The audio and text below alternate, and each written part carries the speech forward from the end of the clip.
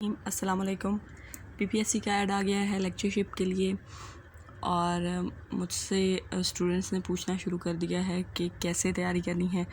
تو میں سب سے پہلے آپ کو بتا دوں کہ یہ جو ویڈیو ہے یہ ان بچوں کے لیے ہے جو بہت زیادہ محنت نہیں کر سکتے، بہت زیادہ نہیں پڑھ سکتے، تھوڑا تھوڑا پڑھ کے گزارا چلا رہے ہیں۔ جن کی بہت اچھی تیاری ہے وہ اس ویڈیو کو اگنور کریں یا کوئی اور ویڈیو دیکھ لیں۔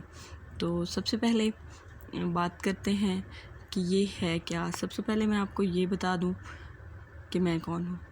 ایسے ہی آپ یہ نہ کہیں کہ ایسے ہی کوئی اٹھ کے بتانا شروع ہو گیا۔ تو میرا نام انم فیروز ہے، لیکچرشپ کی جاب کر رہی ہوں سنس 2015، اور فی الحال ایم فل ہوں انگلش لٹریچر میں، اور 2012 سے جاب میں ہوں۔ ایس ایس ای انگلش کی جاب تھی پہلے۔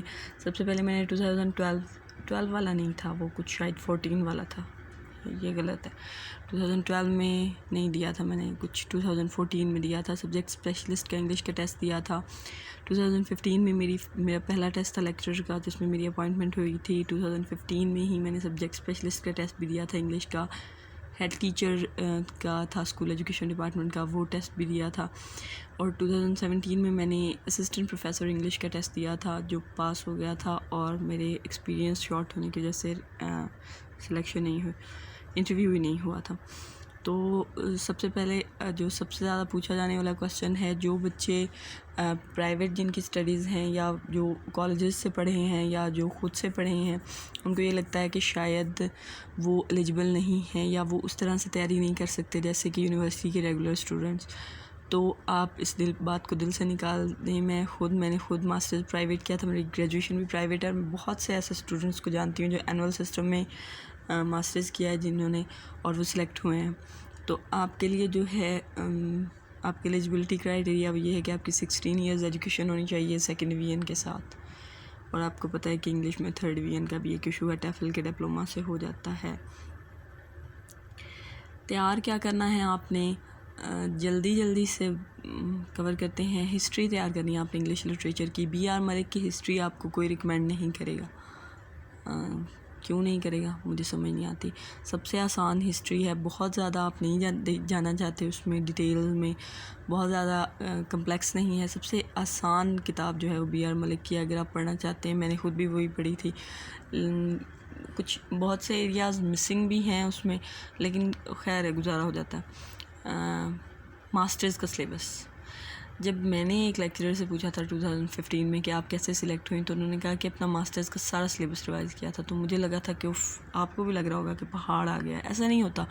اگر آپ نے ماسٹرز کا سلیبس پڑھا ہوا ہے، آپ نے پڑھ کے ماسٹرز کیا تھا، تو آپ کو یقیناً آتا ہوگا۔ ایک بات جو سب سے زیادہ پوائنٹ آؤٹ کرنے والی ہے وہ یہ ہے کہ ٹیکسٹ لازمی پڑھیں۔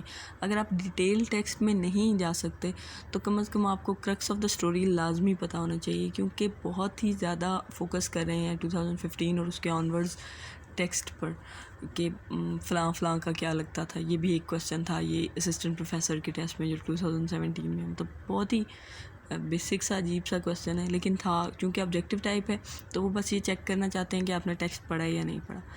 بیسک لنگوسٹکس آنی چاہیے۔ لنگوسٹکس جو ہیں وہ بہت زیادہ نہیں پوچھتے۔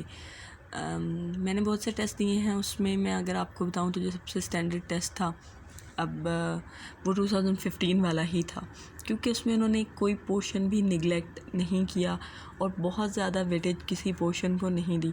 نارملی کیا ہوتا ہے کہ ایگزامینر یا پیپر سیٹنگ کا کوئی مسئلہ ہوتا ہے کہ وہ ایک پورشن کی طرف زیادہ جھک جاتے ہیں۔ جیسے کہ ایک پیپر جو شاید میں نے سبجیکٹ اسپیشلسٹ کا دیا تھا بہت پہلے، میں نے نوٹس کیا تھا کہ پاپ اور ملٹن کے ارد گرد گھوم رہا تھا۔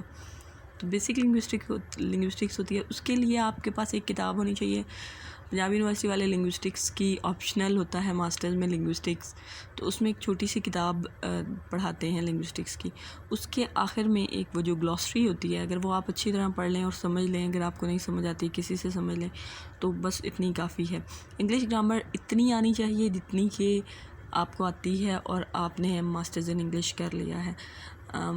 میں آپ کو ایک ایگزامپل کا کویسچن دیتی ہوں کہ نیور شاید ایک ورڈ تھا، انہوں نے کہا تھا کہ گرامر کے لحاظ سے کیا ہے، ایڈورب آف فریکوینسی تھا، تو یا شاید یہ کویسچن تھا کہ ان میں سے کون سا ایڈورب آف فریکوینسی ہے۔ تو 5th کلاس کا یہ کویسچن ہے بیسکلی، لیکن انہوں نے دیا ہوا تھا تو اتنی ہی انگلش گرامر ہوتی ہے، بہت کوئی ہائی فائی انگلش گرامر نہیں ہوتی. جو اسسٹنٹ پروفیسر کے ٹیسٹ تھا اس میں انہوں نے پریپوزیشن چیک کرنے کے لیے دی ہوئی تھی. آئی ایم سک ڈیش یو پریپوزیشن لگائے. پریپوزیشن لازمی آتی ہے، یہاں میں نے نہیں لکھی، گرامر میں ہی اس کو انکلوڈ کریں. پریپوزیشن لازمی آتی ہے، 2 نمبر کی 3 کی، کوئی بہت زیادہ شوقین ہوگا تو 10-15 نمبر تک لے جائے گا، لیکن آتی ہے لازمی. اس کے بعد ہے لٹریری تھیوریز. اچھا جب 15 کا پیپر دیا تھا ہم نے 2015 کا، اس میں شاید ایک آدھا کویسچن تھا، لیکن جو میں نے سبجیکٹ اسپیشلسٹ کا پیپر دیا تھا اس میں 10 سے 12 کویسچن تھے لٹریری تھیوری کے، فرڈینینڈ ڈی ساسوڈ اور یہ وہ دس دیٹ. تو اتنا پریشان ہونے کی ضرورت نہیں ہے. نارملی ماسٹرز لیول پہ تھیوریز اتنی نہیں ہوتی، لیکن بہت زیادہ پورشن نہیں لیتے وہ. جنرل نالج ہوتا ہے اس میں، اور یہ بڑی اچھی بات ہے کہ جنرل نالج ہوتا ہے، کیونکہ صرف سبجیکٹ اگر آپ کچھ ایریا رہ گیا تو جنرل نالج میں کچھ اتنے آسان کویسچن ہوتے ہیں کہ آپ کا وہ ایریا کور ہو سکتا ہے. اچھا ایک اور مزے کی بات بتاؤں، جو میں نے سبجیکٹ اسپیشلسٹ کا پیپر دیا تھا 2015 میں، سبجیکٹ اسپیشلسٹ کا جو پیپر دیا تھا اس میں 27 سینونمز تھے. وکیبلری کا اندازہ لگا لیں آپ، 27 مطلب 20 مارکس کا ویسے ہی ایجوکیشن پورشن تھا، اور باقی 80 مارکس میں اگر 27 انہوں نے سینونمز اینٹونمز دیے تھے تو اندازہ لگا لیں کہ وکیبلری کہاں پہ جا رہی ہے. لیکن موسٹلی آپ کو آتے ہوتے ہیں. اگر آپ نے ماسٹرز، پھر وہی بات ہے کہ پڑھ کے کیا ہے، نہیں پڑھ کے کیا تو 2-3 ماہ کا ٹائم ہے، آپ نے پڑھا ہوا ہے دوبارہ پڑھ لیں. پاس کیا آپ نے، آخر ظاہر ہے فیل اسٹوڈنٹ کو تو نہیں پیپر دینے دیتے نا. ان ساری چیزوں کو ہم بریفلی ڈسکس کریں گے، کیونکہ ہمارے پاس صرف 2 ماہ کا ٹائم ہے اور جلدی سے سارا کچھ تیار کرنا ہے. جنرل نالج میں ہوتا ہے ایک اسلامک نالج ہوتا ہے، 2-4 اسلامک کویسچن ہوتے ہیں. اب مجھے ایگزیکٹلی یاد نہیں تھے کہ ٹوٹل 20 مارکس ہوتے ہیں، اور وہ یہ اس طرح سے ڈیوائیڈ ہوئے ہوتے ہیں کہ اسلامک نالج ہوتا ہے، کرنٹ افیئرز ہوتے ہیں. جیسے میں اگر آپ کو شیئر کروں، کراؤن پرنس پوچھا ہوا تھا سعودیہ کا، انہوں نے محمد بن سلمان تھا، مجھے نہیں آتا تھا. اور پاکستان اسٹڈیز کے کچھ کویسچن ہوتے ہیں. میتھ کے 2 کویسچن ہوتے ہیں مسٹ، کمپیوٹر کے 2 کویسچن مسٹ ہوتے ہیں. اس میں بیسک پوچھتے ہیں، جیسے کہ اگر آپ 6 یا 7 کی کمپیوٹر کی بک اٹھا کے پڑھ لیں گے تو وہی آتا ہے کہ بایو میٹرک ڈیوائسز کیا ہوتی ہیں، ان پٹ ڈیوائسز کیا ہوتی ہیں، آؤٹ پٹ ڈیوائسز کیا ہوتی ہیں، اور زیادہ تر کیز پوچھی ہوتی ہیں سینٹر کرنے کے لیے، کون سی کی، control plus S, control plus V وغیرہ وغیرہ. انگلش کے کویسچن ہوتے ہیں. آپ کوئی بھی ٹیسٹ دیں گے اس میں جنرل نالج میں انگلش کا کویسچن ضرور ہوگا، آپ کو فیل نہیں ہوگا کیونکہ وہ انگلش کا ہی پیپر ہوتا ہے. اردو کے 2 کویسچن ہوتے ہیں، بہت زیادہ فیل ہوتے ہیں کیونکہ اردو نہیں آتی موسٹلی انگلش والوں کو. ابوالکلام آزاد کی بک پوچھی ہوئی تھی، اور بھی 2-4 کویسچن پوچھے ہوئے تھے. یہ بھی انگلش کیا، کیونکہ 2015 میں یہ 20 مارکس والا پورشن نہیں تھا. جب ہم نے پیپر دیا تھا تو ہمارا پیپر 100 مارکس کا لٹریچر کا ہی تھا. 2017 سے آنورڈز یہ سٹارٹ ہوا ہے کہ جنرل نالج کا پورشن ہوتا ہے 20 مارکس کا، جس میں یہ ساری چیزیں ہوتی ہیں. کوئی بہت ہائی فائی قسم کی نہیں آتی. اگر آپ کو بیسک چیزیں آتی ہیں تو آتا ہوگا. کرنٹ افیئرز یہ ہے کہ اگر آپ نے تازہ 2-4 خبریں سنی ہوئی ہیں تو بھی گزارا ہو جائے گا. بہت مشکل پیپر نہیں ہوتا.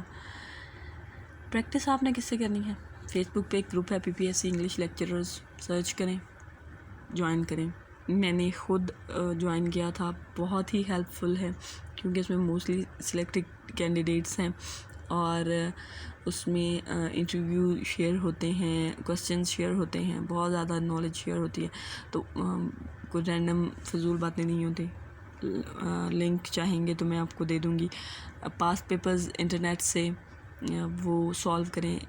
یہ تب کریں گے جو 4 چیزیں ہیں، یہ آپ نے تب کرنی ہے جب آپ نے وہ والا جو پچھلے پریپریشن کا پورشن ہے وہ پورا کر لینا ہے. رینڈملی پاس پیپرز کریں گے تو آپ کو 2 دن میں آپ کا دماغ گھوم جائے گا اور آپ کو لگے گا آپ کو کچھ نہیں آتا. ڈوگر والوں کی بک جو ہے، پبلسٹی نہیں کر رہی میں، لیکن ڈوگر والوں کی بک جو ہے وہ اس کے کویسچن بہتر ہیں. باقی سے کاروان والوں کا بھی لوگ کرتے ہیں، لیکن میرا خیال ہے کہ ڈوگر والی بہتر ہے.